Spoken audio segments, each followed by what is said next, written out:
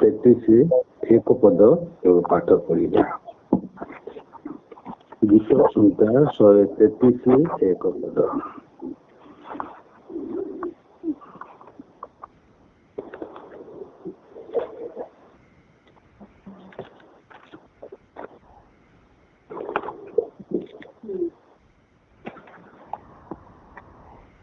ଦେଖ ଭାଇମାନେ, ମିଳନରେ ଏକତ୍ର ବାସ କରିବା କିପରି ଉତ୍ତମ ଓ ମନୋହର,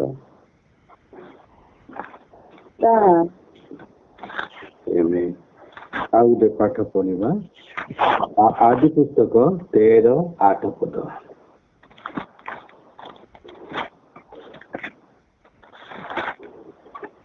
ଆଦି ପୁସ୍ତକ 13:8। ଏଣୁ ଅବ୍ରାହମ ଲଟଙ୍କୁ କହିଲେ, ମୁଁ ବିନୟ କରୁଅଛି, ତୁମ୍ଭ ଆମ ମଧ୍ୟରେ ପୁଣି ତୁମ୍ଭର ପଶୁପାଳକ ଓ ମୋର ପଶୁପାଳକ ମାନଙ୍କ ମଧ୍ୟରେ ବିବାଦ ନ ହେଉ, କାରଣ ଆମ୍ଭେମାନେ ଭାଇ। ଆମେ ଆସନ୍ତୁ ପ୍ରାର୍ଥନା କରିବା। ପ୍ରେମିକ ସ୍ୱର୍ଗସ୍ଥ ବାପା, ଧନ୍ୟବାଦ କରୁଛୁ, ପ୍ରଶଂସା କରୁଛୁ, ମହିମା କରୁଛୁ ତୁମର ବିବିଧତା ସକାଶେ ପୁନର୍ବାର ନୂତନ ଦିବସ, ନୂତନ ଜୀବନରେ ସବେ ସୁନ୍ଦର ପ୍ରଭୁ ତୁମର ଚନ୍ଦ୍ର ପାଇଁ ସୁନ୍ଦର ମିଳନତା ଦେଇ ଆମମାନଙ୍କୁ ମୋବାଇଲ ସାହାଯ୍ୟରେ ଏକତ୍ରିତ କରିଛ। ଧନ୍ୟବାଦ କରୁଛୁ। ପ୍ରତ୍ୟେକ ବାପା ଯେତେ ଭାଇ ଭଉଣୀ ମାନେ ଏକତ୍ରିତ ଆମେ ହୋଇଛୁ, ପ୍ରତ୍ୟେକକୁ ବାପା ଯେପରି ବାକ୍ୟ ମିଳନରେ ଆମେ ବାସ କରିବା, ତୁମ ଚନ୍ଦ୍ର କେତେ ମନୋହର ଉତ୍ତମ, ତାହା ପ୍ରଭୁ ତୁମେ ଅନୁଗ୍ରହ କରୁଛ। ଧନ୍ୟବାଦ କରୁଛୁ। ଯେହେତୁ ଆମେ ଐକ୍ୟତା ଜୀବନ ବଜାୟ ରଖିବୁ, ଏଥିପାଇଁ ମଧ୍ୟ ସାହାଯ୍ୟ କର, ଦୟା କର, ଅନୁଗ୍ରହ କର ପ୍ରଭୁ। ଆରମ୍ଭ ଶେଷ ଯାଏ ବାକ୍ୟ ତୁମେ ଶକ୍ତି ଯୁକ୍ତ କର, ଯୀଶୁ ନାମରେ ମାଗୁଅଛି, ଆମେନ୍, ଆମେନ୍। ମୋର ପ୍ରିୟ ମାନେ, ଯେତେବେଳେ ଆମେ ପାଠ କଲୁ ଗୀତ ସଂହିତା 133 ଆଉ ଏକ ପଦ, ଏ ସ୍ଥାନରେ ଗୀତ ରଚକ ଦାଉଦ ସେ ଲେଖିଛନ୍ତି, ଦେଖ ଭାଇମାନେ, ମିଳନରେ ଏକତ୍ର ବାସ କରିବା କିପରି ଉତ୍ତମ ଓ ମନୋହର। ମୋର ପ୍ରିୟ ମାନେ, ଏହା ଆତ୍ମିକ ଏକତା, ଏହା ସୁଖତାର ଏକତା ବିଷୟରେ ସେ ପ୍ରକାଶ କରନ୍ତି। କାରଣ ମିଳନରେ ବାସ କରିବା, ଏକତା ମନରେ ଏକ ହୃଦୟରେ ରହିବା କେତେ ମନୋହର ହବ ଏବଂ ଉତ୍ତମ ହବ। ଆଜି ଭାରତ ସରକାର ସାରା ବିଶ୍ୱ ଐକ୍ୟତା ନିମନ୍ତେ ଅନେକ କୋଟି କୋଟି ଟଙ୍କା ଖର୍ଚ୍ଚ କରୁଛନ୍ତି ଏକତା କରିବା ନିମନ୍ତେ, କିନ୍ତୁ କୌଣସି ଦେଶ ଐକ୍ୟତା ହେଇପାରୁନି। ଯେକୌଣସି ଖେଳ ମାଧ୍ୟମରେ, ଯେକୌଣସି ଗୋଟେ ଆଦାନ ପ୍ରଦାନ ମାଧ୍ୟମରେ ଏକତା ଚାହିଁଛନ୍ତି, ତଥାପି ମଧ୍ୟ ବିଶ୍ୱରେ ଐକ୍ୟତା ନାହିଁ, ବରଂ ଅରାଜକତା, ବରଂ ଐକ୍ୟତା ଭାଙ୍ଗି ତାର ଅରାଜକତା ମାନେ ଆମେ ଦେଖିପାରୁଛୁ, ବରଂ ହିଂସା କପଟରେ ପରିପୂର୍ଣ୍ଣ ହେଇଯାଉଛି ଦେଶ ଦେଶ ମଧ୍ୟରେ। ମୋର ପ୍ରିୟ ମାନେ, କିନ୍ତୁ ଆମେ ଈଶ୍ୱରଙ୍କ ବାକ୍ୟରେ ଆମେ ଦେଖିପାରୁଛୁ, ଏହା କି ପ୍ରକାର ଐକ୍ୟତା ବିଷୟରେ ସାଧୁବାଉ ଏଟା ଗୀତ ରଚକ କହିଲେ, ଏହା ଅତି ଗୁରୁତ୍ୱପୂର୍ଣ୍ଣ ବିଷୟ ଅଛି। ଆମେ ଦେଖିପାରୁଛୁ ଐକ୍ୟତା ବିଷୟ, ଯେଉଁଠାରେ ଐକ୍ୟତା ଅଛି, ଆତ୍ମିକ ଐକ୍ୟତା, ସିଦ୍ଧତା ଐକ୍ୟତା, ଏବଂ ସେଟା ନିଶ୍ଚିତ ଗୋଟେ ଶକ୍ତି ରହିଅଛି, ବଡ ଶକ୍ତି ରହିଅଛି। ଯଦି ଐକ୍ୟତା ବିଷୟ ଆମେ କହିବୁ, ଛୋଟ ଛୋଟ ବିଷୟ ହେଲେ ମଧ୍ୟ ଐକ୍ୟତାରେ ଅନେକ ବଳ ଅଛି। ଆମେ ଦେଖୁଛୁ ପିମ୍ପୁଡ଼ି ମାନଙ୍କର ଗୋଟେ ଆମେ ଶିକ୍ଷା କରିବା, ଅତି ଛୋଟ ଛୋଟ ପିମ୍ପୁଡ଼ି ମାନଙ୍କର ସେମାନେ ଚାଲୁଥିବେ, ଗୋଟେ ଯୋଉ ପିମ୍ପୁଡ଼ି ଆଗକୁ ଯାଉଥିବ ତା ପଛରେ ଲାଇନରେ ସେମାନେ ଚାଲିଥିବେ। ସେମାନେ ଏତେ ତାଙ୍କର ଐକ୍ୟତା ଅଛି, ସେମାନେ କୁଆଡେ ଏପଟେ ସେପଟେ ହେବେନି, ସେମାନେ ଚାଲୁଥିବେ କୁଆଡେ ସେମାନେ ଚାଲିଛନ୍ତି, ମାନେ ଯିଏ ଆଗ ଚାଲିଛି ତା ପଛରେ ସେ ଐକ୍ୟତା ଜୀବନ ସେମାନେ ଚାଲୁଛି।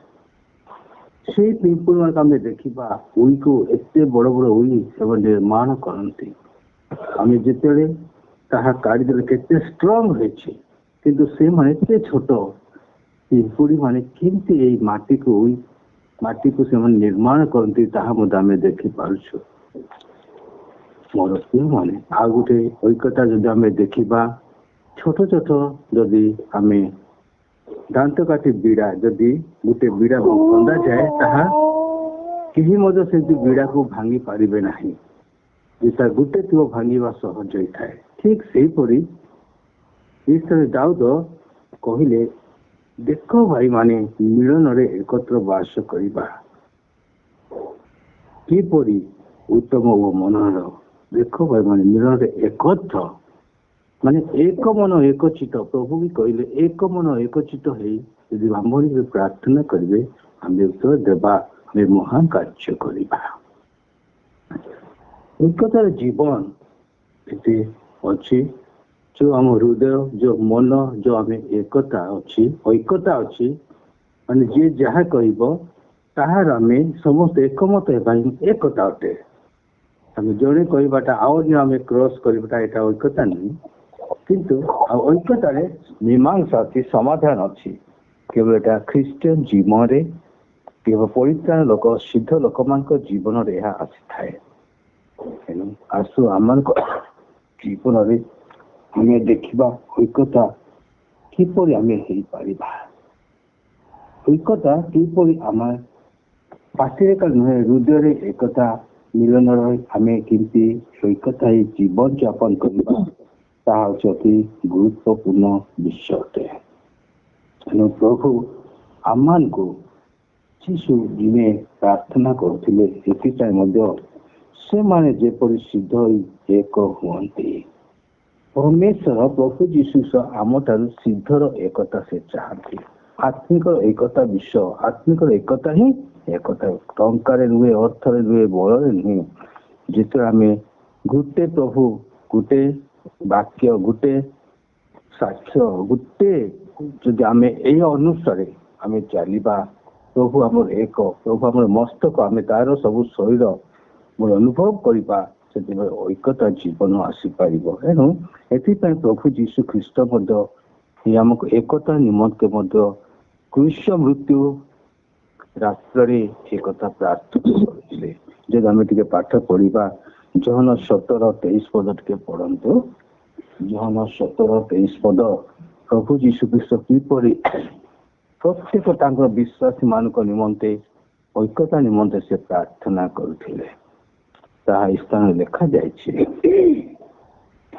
ମୁଁ ସେମାନଙ୍କ ଠାରେ ଆଉ ତୁମ୍ଭେ ମୋ ଠାରେ ଯେପରି ସେମାନେ ସିଦ୍ଧ ହୋଇ ଏକ ହୁଅନ୍ତି, ଯେପରି ଜଗତ ବୁଝିବ ଯେ ତୁମ୍ଭେ ମତେ ପ୍ରେରଣ କଲ, ପୁଣି ମତେ ଯେ ପ୍ରକାରରେ ପ୍ରେମ କଲ ସେମାନଙ୍କୁ ମଧ୍ୟ ସେ ପ୍ରକାରରେ ପ୍ରେମ କଲ।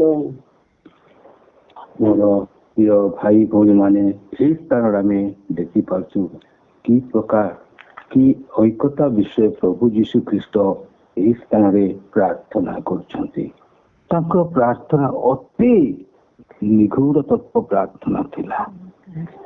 ଆମେ ଦେଖିପାରୁଛୁ ସେ ଜହନ 17:23 ପଦରେ ଅତି ନିଗୂଢ଼ ତତ୍ତ୍ୱ ପ୍ରାର୍ଥନା ସେଟା ଲେଖିଲେ, ମୁଁ ସେମାନଙ୍କ ଠାରେ ଆଉ ତୁମ୍ଭେ ମୋ ଠାରେ ଯେପରି ସେମାନେ ସିଦ୍ଧ ହୋଇ ଏକ ହୁଅନ୍ତି, ଯେପରି ଜଗତ ବୁଝିବ ଯେ ତୁମ୍ଭେ ମତେ ପ୍ରେରଣ କଲ, ପୁଣି ମତେ ଯେ ପ୍ରକାର ପ୍ରେମ କଲ ସେମାନଙ୍କୁ ମଧ୍ୟ ସେ ପ୍ରକାର ପ୍ରେମ କଲ। ମୋର ପ୍ରିୟ ମାନେ, କ୍ରନ୍ଦନର ପ୍ରାର୍ଥନା, ଅନେକ ବେଦନାର ପ୍ରାର୍ଥନା ଯେ ବିଶ୍ୱାସୀ ମାନଙ୍କ ନିମନ୍ତେ ସେ ଐକ୍ୟତା ନିମନ୍ତେ ପ୍ରାର୍ଥନା କରୁଛନ୍ତି। ମୁଁ ସେମାନଙ୍କ ଠାରେ, ପ୍ରଭୁ ମୁଁ ସେମାନଙ୍କ ଠାରେ, ଏଥିପାଇଁ ମୁଁ ଜଗତକୁ ଆସିଛି, ଆଉ ତୁମେ ଯେ ମୋ ଠାରେ ଅଛ ଏହା ସେ କହନ୍ତି। ଆଉ ସେମାନେ ସିଦ୍ଧ ହୋଇ ଯେପରି ଏକ ହୁଅନ୍ତି, ଏବଂ ଏକତା ହେବାର ଜଗତ ଆମକୁ ଜାଣିବେ ଯେ ଏମାନେ ନିଶ୍ଚିତ ପ୍ରଭୁଙ୍କ ଲୋକମାନେ। ଯାହା ହଉ ଏମାନେ ଭିନ୍ନ ଭିନ୍ନ ଜାଗାରେ ଥିଲେ ମଧ୍ୟ ପରସ୍ପର ପ୍ରେମରେ ଐକ୍ୟତାରେ ଅଛନ୍ତି, ତାହା ଜଗତ ଜାଣିବ। କାରଣ ଆମମାନଙ୍କର ଐକ୍ୟତା ଅଛି। ନିଶ୍ଚିତ ଆମମାନେ ଉପାସନାରେ आम जोगदेव अवहेला हो पार ना कि परस्पर जहाँ आम निष्पत्ति ने प्रभु आम से प्रेम ऐक्यता सब कार्य करें एवं जगत आम को जानवे जे आम ईश्वर का लोक बोली तेणु मोर प्रिय माने यही प्रकार 22 पद लिखाई तुम्हें मत जो महिमा देयछ मुझे दे अच्छी जेपरी आम मैंने जे प्रकार एक से माने से प्रकार एक हालेलुया परमेश्वर जो हमको महिमा देछंती आम गौरव करवा कि आम ऐक्यता जीवन मध्य प्रभु गौरव पाइबा कारण ख्रीस्टियन जीवन हूँ ऐक्यतार जीवन विश्वास जीवन हूँ ऐक्यतार जीवन माने समस्त विश्व एकतार प्रेम रहा ख्रीस्टियन जीवन एणु मु विशेष धन्यवाद दिए आज जिते मु भुवनेश्वर गत मु जीवा समय भी देखिली जने अजनात हठात गाँव आसी जने भाई ख्रीस्टियन भाई एक्सपायर कले से मेडिकल आसते जो एक्सपायर कले जिते शुणागला से जने ख्रीस्टियन भाई कारण दारिवाड़ आसते हठात से एक्सपायर कले जिते एक्सपायर कले से मरीगले कौन से अर्थ एत कि ना घर को गाँव को जावाई कहीं से मैंने अति गरीब लोक मैंने तेणु जिते से जनइले आमर एसिस्टेंट आमर अनेक कार्यक्रम होते अधा आम से समाधि करने भुवनेश्वर जहाँ सागे सागे सत्यनगर जनागला एवं अधा आम लोक मैंने समस्ते से स्थान को पढ़ाइले कारण कहीं से आम जने ख्रीस्टियन भाई मरीचंती बोली जो समाधि को गले एत गहली ये आम क्या जानी ना तो गोटे विषय जनागला जे होती ख्रीस्ट विश्वासी मोर प्रिय माने यहाँ हूँ सिद्धतार एकता कारण आमर संपर्क जीशुख्रीष्ण रक्त संपर्क आम समस्ते एणु यही स्थान सत्यनगर प्राय लोके 500 लोके गैदरिंग होते किंतु से माने केवल 3 जन आसी तार स्वामी तार बापा माँ तार से व्यक्ति किंतु समाधि कर प्राय 500 लोके गैदरिंग होते हालेलुया मोर प्रिय जो आम ऐक्यता अच्छी सबकि खाली आम प्रभु को जाने ना प्रभु एपाई प्रभु आम जेपर एक से माने एक हमें यहाँ प्रभु जीशु निजे आम प्रार्थना कर सिद्धर एकता आम 22 पद देखा जेपर आम माने जे प्रकार एक से माने से प्रकार एक हमें कारण पिता प्रभु से एक अटंती से माने पिता जहाँ कहती प्रभु ताहा करती तार अर्थ से जीवन ऐक्यता जीवन एकता जीवन ना एत दिने प्रभु प्रार्थना तो प्रभु तुम इच्छा ये मोर पान पात्र दूर कर कि मोर इच्छा नुहे माने ऐक्यतार कार्य तेणु मोर प्रिय माने आज आम प्रभु को पाइचु आम ग्रहण कर आज आम जीवन परस्पर प्रति ऐक्यतार परस्पर प्रति साहाय्य सहानुभूति अच्छी परस्पर सहयोग अच्छे आसत आम आ गए पद देखा जे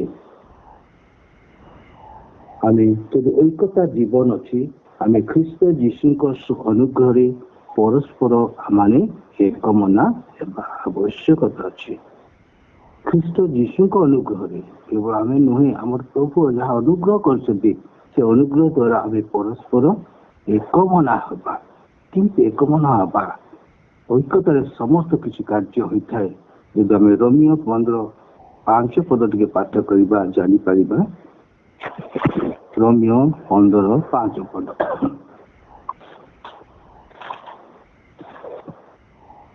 धैर्य और सांत्वना दाता ईश्वर तुम मान को ख्रीष्ट जीशु को अनुरूप परस्पर एक मना होगा दिंतु माने आम स्थान देखी पार्चु जो आम जीवन परस्पर प्रति अनेक आम परस्पर एकमना होगा परस्पर आम धैर्य सांत्वना निश्चित पाइबा ହୁଏତ ଆମେ ଭୁଲରେ ଯିଏ ଯାହା କହିଲେ ମଧ୍ୟ ତାହା ଆମେ ମାପ ହେଇଯିବ। କାହିଁକି ଐକ୍ୟତା ଜୀବନ ଅଛି, ନିଶ୍ଚିତ ଆମେ ପରସ୍ପର ମଧ୍ୟରେ ଆମର ବହୁତ ତାହା ମାପ ହେଇଯିବ। ମନୁଷ୍ୟ ମଧ୍ୟରେ ଭୁଲର ବଶତ ଅଟନ୍ତି। ଆମେ ଯେତେବେଳେ ଦେଖିପାରୁଛୁ ରୋମିଓ 15:5 ପଦ ଏ ସ୍ଥାନରେ ଏତେ ସୁନ୍ଦର ବାକ୍ୟ ଲେଖା ଅଛି, ଧୈର୍ଯ୍ୟ ଓ ସାନ୍ତ୍ୱନା ଦାତା ଈଶ୍ୱର। ଆମର ଧୈର୍ଯ୍ୟ ଦେବା ଏବଂ ସାନ୍ତ୍ୱନା ଦେବା ଈଶ୍ୱର ଅଟନ୍ତି। ଆଉ ତୁମମାନଙ୍କୁ ଖ୍ରୀଷ୍ଟ ଯୀଶୁଙ୍କ ଅନୁଗ୍ରହରେ ପରସ୍ପର ଏକମନା ହେବାକୁ ଦିଅନ୍ତୁ ଲେଖାଲା। ଆଉ ପରମେଶ୍ୱର ଆମେ ଈଶ୍ୱରଟାରେ ଆମେ ଅଛୁ। ଏବେ ମୁଁ ଈଶ୍ୱରଟାରେ ଅଛି, ଆଉ ଆପଣମାନେ ଈଶ୍ୱରଟାରେ ଅଛନ୍ତି। ଏବେ ମୂଳ ଲକ୍ଷ୍ୟ କିଏ? ମସ୍ତକ ହେଲା ପ୍ରଭୁ। ସେ ମସ୍ତକରେ ଆମେ ସମସ୍ତେ ତାର ଅଙ୍ଗ। ସାଧାରଣ ଆମେ ନିଜ ଶରୀରକୁ ଆମେ ଦେଖିବା, ଆମ ଶରୀର ମଧ୍ୟ ମସ୍ତକ ହେଉଛି ମୁଖ୍ୟ ବିଷୟ। ଏ ମସ୍ତକ ଠାରୁ ହାତ ଅଛି, ପାଦ ଅଛି, ହାତ ଅଛି, ଆଖି ଅଛି, କାନ ଅଛି, ନାକ ଅଛି। ଯଦି ଆଉ ଆଖି ଯଦି କହେ ମୋର ଦୃଷ୍ଟି ସହିତ ମୁଁ ଆଖି ବନ୍ଦ କରି କହିଲେ ନିଶ୍ଚିତ ତାର କାର୍ଯ୍ୟ ଅଛି ଆଖି ଦେଖିବା। ଯଦି ମୁଁ ବନ୍ଦ କରିବି କହିଲେ ନିଶ୍ଚିତ କୌଣସି ଶରୀର ଆଘାତ ପାଇବ। ଯଦି ପାଟି କହିବ ନାହିଁ ମୁଁ ଖାଇବି ନାହିଁ, ଯଦି ପାଟି ଯଦି ଖାଇବ ନାହିଁ, ଚୁବାଇବ ନାହିଁ, ତେବେ ସମସ୍ତ ଶରୀର ଦୁର୍ବଳତା ହେଇପାରିବ। ପାଦ କହିବ ମୁଁ ଚାଲିପାରିବି ନାହିଁ କହିଲେ ସେଟା ମଧ୍ୟ ଆମର କ'ଣ ସବୁ ଆମେ କୁଆଡ଼େ ଯାଇପାରିବା ନାହିଁ। ଏହିପରି ପରସ୍ପର ଗୁଡ଼ାକ ପରିପୂରକ ଅଛି। ମସ୍ତକରେ ଆମେ ସମସ୍ତେ ପରିପୂରକ ଅଂଶ ଅଛୁ। ଠିକ ସେହିପରି ଆମେ ଖ୍ରୀଷ୍ଟ ଆମର ମସ୍ତକ ଅଟନ୍ତି। ଆମେ ସମସ୍ତେ ତାହାଙ୍କଠାରେ ସଂଯୁକ୍ତ ହେଉଛୁ। ସେ ଖ୍ରୀଷ୍ଟଙ୍କ ଅନୁଗ୍ରହରେ ମସ୍ତକ ଦ୍ୱାରା ଆମେ ସବୁ ଅଙ୍ଗ ପ୍ରତ୍ୟଙ୍ଗ ଆମେ ଯାହା ଯାହା ହାତ କ'ଣ କରିଆଛୁ ତାଳିବାରିବାର ଅଛି, ହାତ କାର୍ଯ୍ୟ କରିବାର ଅଛି ବା ପାଟିକୁ ଖାଦ୍ୟ ନେବାର ଅଛି, ଆଖି କ'ଣ ଦେଖିବାର ଅଛି, ପାଦ କ'ଣ ଚାଲିବାର ଅଛି। ସେମିତି ପ୍ରଭୁ ଆମମାନଙ୍କୁ ମଧ୍ୟ ବିଭିନ୍ନ ପ୍ରକାର ଏକତାର ଗୋଟେ କ'ଣ କ୍ୱାଲିଟି ଦେଇଛନ୍ତି। କିଏ ତ ଗୀତ ଗାଇବାରେ, କିଏ ତ ପ୍ରାର୍ଥନାରେ, କିଏ ତ ବାକ୍ୟ ଦେବାରେ, କିଏ ତ ଯେକୌଣସି ପ୍ରକାର ପ୍ରଭୁ ଆମେ ଗୋଟେ ଗୋଟେ ହାତ, କାନ, ନାକ, ପାଟି ସଦୃଶ ଆମ ଗୋଟେ ଗୋଟେ ଗିଫ୍ଟ ଦେଇଛନ୍ତି। ସେ ଗିଫ୍ଟକୁ ଆମେ ପ୍ରଭୁଙ୍କ ଗୌରବ ନିମନ୍ତେ, କାରଣ ପ୍ରଭୁ ତାଙ୍କର ମସ୍ତକ ନିମନ୍ତେ ଆମେ ଯଦି ବ୍ୟବହାର କରିବା ତାର ଐକ୍ୟତାର ପ୍ରକାଶ କରିବ। ତେଣୁ ଏହି ସ୍ଥାନରେ এই ବିଷୟ ଆମେ ଗାନ୍ଧୀ ଭାବରେ ଆମେ ଦେଖିପାରୁଛୁ 15:5 ପଦ, ଧୈର୍ଯ୍ୟ ଓ ସାନ୍ତ୍ୱନାଦାତା ଈଶ୍ୱର ତୁମମାନଙ୍କ ଖ୍ରୀଷ୍ଟ ଯୀଶୁଙ୍କ ଅନୁଗ୍ରହରେ ଆମେ ପରସ୍ପର ଏକମନ ହେବାକୁ ଦିଅନ୍ତୁ। ତାର ଅର୍ଥ ଯାହା ପ୍ରଭୁ ଆମକୁ ଦେଇଛନ୍ତି ତାହା ଆମେ ଏକମନାରେ ତାହା ଆମେ କାର୍ଯ୍ୟ କରିବା ହିଁ ଐକ୍ୟତାର ଜୀବନ ଅଟେ। ମୋର ପ୍ରିୟ ଭାଇ, ଆଉ ଐକ୍ୟତା କେମିତି ଆସେ? ନିଶ୍ଚିତ ଶାନ୍ତି ରୂପ ବନ୍ଧନରେ ଆତ୍ମାଙ୍କ ଐକ୍ୟ ରକ୍ଷା କରିବା ପାଇଁ ଆମେ ଯେତେବେଳେ ଯତ୍ନବାନ ହେବା ସେତେବେଳେ ଐକ୍ୟତା ଆସିଥାଏ। ଏଫେସୀୟ 4:3 ପଦ ଆମେ ପଢିବା। ଏଫେସୀୟ 4:3 ପଦ।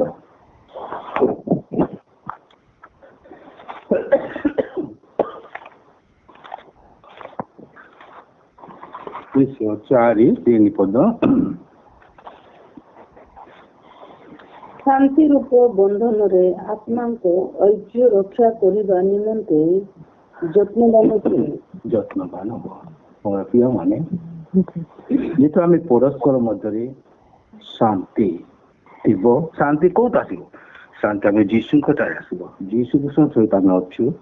ସେଇ ଯୀଶୁଙ୍କ ବନ୍ଧନରେ, ସେ ଶାନ୍ତି ବନ୍ଧନରେ ଆତ୍ମାଙ୍କ ଐକ୍ୟ ରକ୍ଷା କରିବା ବିଶେଷ ଆମର ଲକ୍ଷ୍ୟ ହେଉଛି ଜଣକ ଆତ୍ମାକୁ ଜିଣିବା।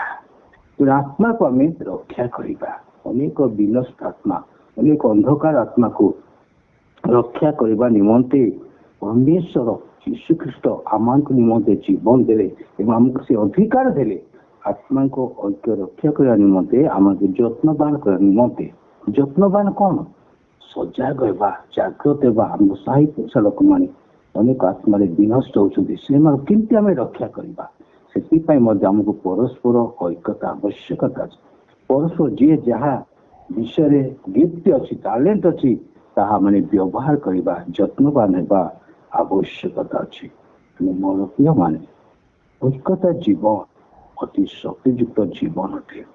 ଯେଉଁମାନେ ପିତାଙ୍କଠାରେ ଅଛନ୍ତି ପ୍ରଭୁ ଏବଂ ପିତା, ଯୀଶୁ ଏବଂ ପିତା, ଏତେ ସେମାନେ ଘନିଷ୍ଠତା ଥିଲା। ଜଗତକୁ ପ୍ରଭୁ ମାନବ ରୂପେ ଆସିଲେ ମଧ୍ୟ ତେଣୁ ସେ କହିଲେ ମୁଁ ଏବଂ ପିତା ଏକ ଅଟୁ। ପିତା ଯାହା କହିଲେ ପ୍ରଭୁ ତାହା କଲେ। ଠିକ ସେହିପରି ଆଜି ଆମକୁ ଐକ୍ୟତା ଜୀବନରେ ଆମମାନଙ୍କ ପରସ୍ପର ମଧ୍ୟରେ କିପରି ଆମେ ଅଗ୍ରସର ହେବା ଏବଂ ଶାନ୍ତି ରୂପ ବନ୍ଧନରେ ଆମେ ବାନ୍ଧିବା, ଈଶ୍ୱରଙ୍କ ଶାନ୍ତିରେ ଆମେ ଯଦି ବାନ୍ଧି ହେବା, ନିଶ୍ଚିତ ଜଗତ ପୃଥିବୀ ଐକ୍ୟତା ଆସିବା। ଆଉ ଯୀଶୁଙ୍କ ଛାଡ଼ି ଅନେକ ଆଜି ଐକ୍ୟତା ଚାହାନ୍ତି, କେବେ ଐକ୍ୟତା ଜୀବନ ଆସିପାରିବ ନାହିଁ। କାରଣ ଆମେ ଦେଖିପାରୁଛୁ ଏହି ସ୍ଥାନରେ ଶାନ୍ତି ରୂପ ବନ୍ଧନରେ ଆତ୍ମାଙ୍କ ଐକ୍ୟ ରକ୍ଷା କରିବା ଏବଂ ଯତ୍ନବାନ ହେବା ଆମଙ୍କ ଅତି ଜରୁରୀ ଅଟେ।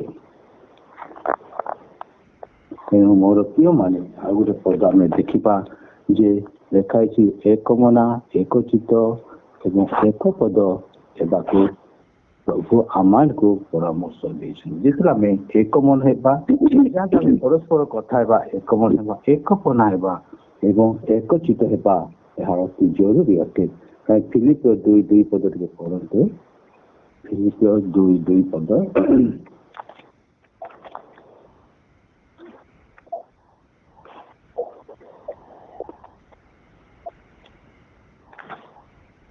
ଫିଲିପିଓ 2:2 ପଦ ଲେଖା ଅଛି।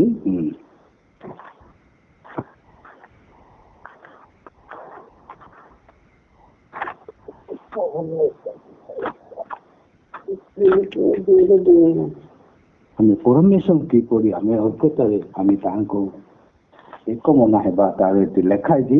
ଫିଲିପିଓ 2:2 ପଦ। ଫିଲିପିଓ 2:2 ପଦ। ତାହେଲେ ତୁମେମାନେ ଏକ ମନା, ଏକ ପ୍ରେମରେ ପ୍ରେମୀ, ଏକଚିତ ଓ ଏକ ଭାବପୂର୍ଣ୍ଣ ହୋଇ ମୋର ଆନନ୍ଦ ପୂର୍ଣ୍ଣ କର। ମୋର ପ୍ରିୟମାନେ, ପରମେଶ୍ୱରଙ୍କ କିପରି ଆନନ୍ଦ ପୂର୍ଣ୍ଣ ହବ? ଯେତେବେଳେ ଆମମାନେ ଏଇଟା ଲେଖା ହେଇଛି, ଯେତେବେଳେ ଏଇଟା କାହା ହେଲେ ଲେଖା ହେଇଛି ହେଲେ ଆମେ ଉପରେ ପଡ଼ିଲେ ଆମେ ଜାଣିପାର। ଆଉ ତୁମେମାନେ ଏକମନା, ଯେତେବେଳେ ଆମେ ଏକମନା ମାନେ ଜଣେ ଭାଇ କୌଣସି ବିଷୟ କହିଲେ ତାହାର ଏକମନା ହେବା। ଆଉ ଏକ ପ୍ରେମରେ, ଯେତେବେଳେ ଆମେ କଥାବାର୍ତ୍ତା ମଧ୍ୟରେ ଆମେ ଏକ ପ୍ରେମ, ଈଶ୍ୱରଙ୍କ ପ୍ରେମରେ ପ୍ରେମ ଏବଂ ଏକଚିତ ମାନେ ଏକଚିତ ମାନେ ଯୋଉଟା କି କଥା କୁହାଯାଇଛି ସେଟା ଏକଚିତ ମାନେ ଉଷ୍ଠଚିତ ଗ୍ରହଣ କରିବା ଓ ଏକ ଭାବପନ, ଯୋଉ ଭାବନା ଆମେ ଯେମିତି ଭାବିଥାଉ କହିଥାଉ ସେଇଟା ମଧ୍ୟ ଆମ ହୃଦୟରେ ଏକ ଭାବପନ ହେବା ଦରକାର। ହେଲେ ତେବେ ଯାଇକର ପ୍ରଭୁଙ୍କୁ ଆମେ ଆନନ୍ଦରେ ପୂର୍ଣ୍ଣ କରିପାରିବା। ଯେତେବେଳେ ଆମେ ସେଥିରେ 2:1 ଆମେ ଜାଣିଛୁ ଅଟେ, ଯଦି ଖ୍ରୀଷ୍ଟଙ୍କ ସହଭାଗିତାରେ କୌଣସି ଉତ୍ସାହ, କୌଣସି ପ୍ରେମପୂର୍ଣ୍ଣ ସାନ୍ତ୍ୱନା, ଆତ୍ମାକୁ କୌଣ ସହଭାଗିତା, କୌଣସି ସ୍ନେହପୂର୍ଣ୍ଣ କରୁଣା ଓ ଦୟା ଥାଏ। ଆମେ ଦେଖିପାରୁଛୁ ଯଦି ଖ୍ରୀଷ୍ଟଙ୍କ ସହଭାଗିତାରେ ଆମେ ବର୍ତ୍ତମାନ ଏଇ ପ୍ରାତଃ ସମୟରେ ଖ୍ରୀଷ୍ଟଙ୍କ ସହଭାଗିତାରେ ଆମେ ବସିଅଛୁ, ଏଇ ମଧ୍ୟ ପ୍ରଭୁ ଆମେ ଉତ୍ସାହିତ ସହିତ ଆମେ ଗୀତ ଗାଇବା, ଉତ୍ସାହିତ ସହିତ ଆମେ ତାଙ୍କର ପ୍ରେମରେ ଆମେ ପରସ୍ପର ଆମେ ସାନ୍ତ୍ୱନା ଦେବା ଏବଂ ଆତ୍ମାଙ୍କ କୌଣସି ସହଭାଗିତା ଅଛି, ପୁଣି କୌଣସି ସ୍ନେହପୂର୍ଣ୍ଣ କରୁଣା ପ୍ରଭୁ ଏବଂ ଆମକୁ ଦୟା କରିଛନ୍ତି, ତାହେଲେ ଆମେ ସମସ୍ତ ଏକମନା, ଏକ ପ୍ରେମରେ ପ୍ରେମ, ଏକଚିତ, ଏକ ଭାବପୂର୍ଣ୍ଣ ହେବା ଆମର ଅତି ଜରୁରୀ ଅଟେ। ମୋର ପ୍ରିୟମାନେ, ବାସ୍ତବରେ ଏହା ଏଥିରେ ଏତେ ଆନନ୍ଦ ଅଛି ତାହା କେବଳ ଅବର୍ଣ୍ଣନୀୟ।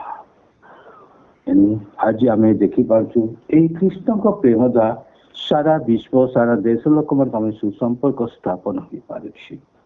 ଆଜି କୌଣସି ବିଷୟ ନାହିଁ ଖ୍ରୀଷ୍ଟଙ୍କ ପ୍ରେମରେ। ମୁଁ ଯେତେବେଳେ ଆନ୍ଧ୍ର ଯାଇଥିଲି, ଆନ୍ଧ୍ରରେ ବୁଲୁଥିଲି, ଟ୍ରାକ୍ଟର ଦେଉଥିଲି, ଆଉ ସେଇ ସମୟରେ ସେ ଜାଣିବା ଯେ ମୋର ଖ୍ରୀଷ୍ଟିଆନ ଭାଇ ବୋଲି ସେ ଅନେକ ସେ ଆନ୍ଧ୍ରରେ ସେ ମୋତେ ଟିକେ ବାଟ ଆମେ ଗଲା ପରେ ଆମେ ଯେ ମୁଁ ତାଙ୍କ କାରଣ ଆଉ କେରଳ ପିଲା ସହିତ ଆମେ ମାଲାୟାଲମ ପିଲା ସହିତ ଆମେ ଯାଉଛୁ, ସେ ତାମୁଳୁ ରାଣ୍ଡି ବୋଲି ସେ ଡାକିଲେ ଆମକୁ। କାହିଁକି ସେ ଆମେ ତାକୁ ଚିହ୍ନା ନାହିଁ, କିନ୍ତୁ ସେ ଗୋଟେ ଚିହ୍ନା ଈଶ୍ୱରଙ୍କ ପ୍ରେମ ଏମାନେ ପତ୍ରିକା ଦେଉଛନ୍ତି, ଏମାନେ ହେଉଛି ଖ୍ରୀଷ୍ଟିଆନ ଭାଇମାନେ ବୋଲି ସେ ଡାକିଲେ। କାରଣ ଅନେକ ବିଷୟ ରାଣ୍ଡି ଯେତେବେଳେ ଡାକୁଛି ମୁଁ ଟିକେ ଅବଶ୍ୟ ସେଇ ସମୟ ବିରକ୍ତ ହେଇଯାଇଛି, ଇଏ ମତେ ରାଣ୍ଡି କହୁଛି ବୋଲି। ମୋର ପ୍ରିୟମାନେ, କାହିଁକି ଆମ ଓଡ଼ିଆ ଭାଷାରେ ରାନ୍ଧି ମାନେ ବହୁତ ବାଧାର କଥା। ତେଣୁ ତଥାପି ଆମେ ଗଲୁ। ତାପରେ ଚା ଟି ସ୍ଥାନ କଣ କଣ କହିକି ଚା ବନାଇଲେ, ଆମକୁ ବିସ୍କୁଟ ଦେଲେ। ତାପରେ ମୁଁ ପହଞ୍ଚିଲି, ଆରେ ଏତେ ଇଏ ଅଭଦ୍ର କଥା କହିଲା, କିନ୍ତୁ ଚାହା ପାଣି ଦେଉଛି, ଇଏ ତ ଖ୍ରୀଷ୍ଟିଆନ ଭଉଣୀ ଆକା। ତାପରେ ମୁଁ ଆସିଲା ପରେ ମୁଁ ତେଲୁଗୁ ସାଙ୍ଗକୁ ପଚାରିଲି, ଚାହା ରାନ୍ଧି ମାନେ ନାଇଁ ଭାଇ ସେଟା ରାନ୍ଧି ମାନେ ତାହା ଅତି ଭଦ୍ର କଥା, ସେମାନେ ଆସନ୍ତୁ ସେଟା। ତେଣୁ ମୋର ପ୍ରିୟ ମାନେ ଏହା କାହିଁକି ଆସିଲା, ଏକ ଭାବପୂର୍ଣ୍ଣ ତାଙ୍କ ସେ ଅନୁଭବ କଲା ଯେ ଏଟା ଯେ ମୋର ଖ୍ରୀଷ୍ଟିଆନ ଭାଇ ବା ଏଟା ଯେ ମୋର ଖ୍ରୀଷ୍ଟୀୟ ଭଉଣୀ। ଏହିପରି ଆମର ଭାବପାନରେ ସେ ଆମମାନଙ୍କୁ ଅତି ସମ୍ମାନ ଦେଲେ। ଏହା ପ୍ରଭୁ କେବଳ ଗୌରବ ପାଇବ। ତେଣୁ ଆମମାନଙ୍କ ଜୀବନରେ ଐକ୍ୟତାର ଆମେ କେମିତି ଭାବପାନ ପ୍ରକାଶ କରିପାରିବା, ଯାହା ଆମ ପାଖରେ ଅଛି ତାହା ଆମେ ପରସ୍ପରରେ ସାନ୍ତ୍ୱନା ଦେବା ଅତି ଜରୁରୀ ଅଟେ। ତେଣୁ ପ୍ରଭୁ ଏଥିପାଇଁ ମଧ୍ୟ ପ୍ରାର୍ଥନା କରି, ପିତା ଏମାନେ ଯେପରି ଏକ ହୁଅନ୍ତି ସିଦ୍ଧ ଭାବରେ, ଐକ୍ୟତା ହଉଛି ସିଦ୍ଧ ଭାବରେ ଈଶ୍ୱରଙ୍କ ପ୍ରେମରେ ଆମେ ଐକ୍ୟତା ହେବା ଆବଶ୍ୟକତା ଅଛି। ତେବେ ଜଗତ ଜାଣିବେ ଏଇମାନେ ହଉଛି ପ୍ରଭୁଙ୍କ ଲୋକମାନେ। ଐକ୍ୟତା କେମିତି? ଐକ୍ୟତାର ପ୍ରଥମ ଅଛି ପରସ୍ପର ପ୍ରେମ ସିଦ୍ଧତା ଆବଶ୍ୟକତା ଅଛି। ତେଣୁ ମୋର ପ୍ରିୟମାନେ, ଯଦି ଆମେ ଦେଖିବା ଐକ୍ୟତା ଜୀବନରେ, ଯୋଉଦ୍ୱାରା କି ଏହି ଐକ୍ୟତା ଦ୍ୱାରା ମଣ୍ଡଳୀ ଅଗ୍ରାଧିକାର ବିଷୟ ଐକ୍ୟତା ହିଁ ହୋଇଥାଏ। इसलिए मंडली आजिकल कहीं मंडली वृद्धि पाऊँच, कारण ख्रीष्टଙ୍କ प्रेमरे आम को एकता भावपान द्वारा आज मंडली जिते ताड़ना जिते निंदा थे मंडली वृद्धि पाइबा हूँ। कारण गोटे विषय प्रेम आम लोक कौन सी देउन जो भावपूर्ण जो ईश्वर को ऐक्यता प्रेम आम प्रकाश करूँ, से प्रेम लगे अनेक लोक परिवर्तन हो पारे। एपाई प्रभु जीशु ख्रीष्ट अति गुरुत्वपूर्ण नहीं प्रार्थना करते। आसंता आम पढ़ा आ गोटे पद,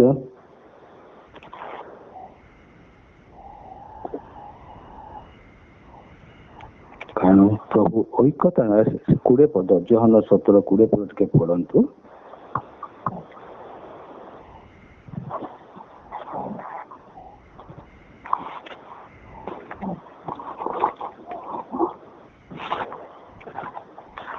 ମୁଁ କେବଳ ଏମାନଙ୍କ ନିମନ୍ତେ ପ୍ରାର୍ଥନା କରୁନାହିଁ, ମାତ୍ର ଏମାନଙ୍କ ବାକ୍ୟ ଦ୍ୱାରା ଯେଉଁମାନେ ମୋ ଠାରେ ବିଶ୍ୱାସ କରନ୍ତି ସେମାନଙ୍କ ନିମନ୍ତେ ସୁଦ୍ଧା ପ୍ରାର୍ଥନା କରୁଅଛି। ମୋର ପ୍ରିୟମାନେ, ଏ ସ୍ଥାନରେ ଦେଖିପାରୁଛୁ 20 ପଦ। ଏ ସ୍ଥାନରେ ପ୍ରଭୁ କେମିତି ପ୍ରାର୍ଥନା କରୁଛନ୍ତି, କଣ ପ୍ରାର୍ଥନା କରୁଛନ୍ତି ଆମେ ଦେଖିପାରୁଛୁ।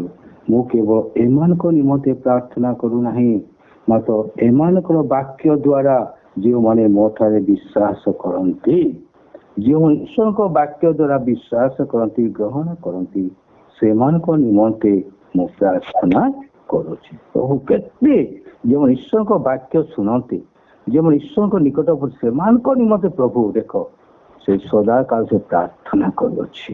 କେତେ ବଡ଼ ବିଷୟ। କିଏ ଆମକୁ ପ୍ରାର୍ଥନା ନ କଲେ ପ୍ରଭୁ ଆମ ପାଇଁ ପ୍ରାର୍ଥନା କରୁଛନ୍ତି। କଣ ପାଇଁ ସେଟା ପଢନ୍ତୁ 21 ପଦ ଭଉଣୀ।